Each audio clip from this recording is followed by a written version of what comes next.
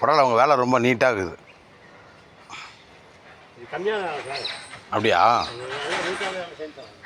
ம், சரி.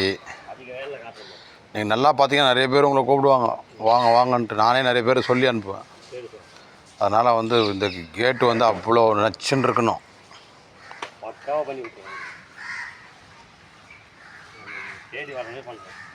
ம்,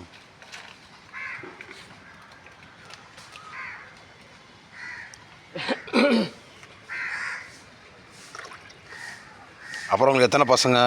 4 பேர் பையன். அப்புறம் ஒரு பையன் வேலைக்கு குழந்தைல. ஐயோ, அப்புறம் 3 பையன் சார். ஓ, சரி சரி. எல்லாம் ஸ்கூல் படிக்கிறாங்களா? பரவாயில்லையா, சின்ன பசங்க தான் உங்களுக்கு.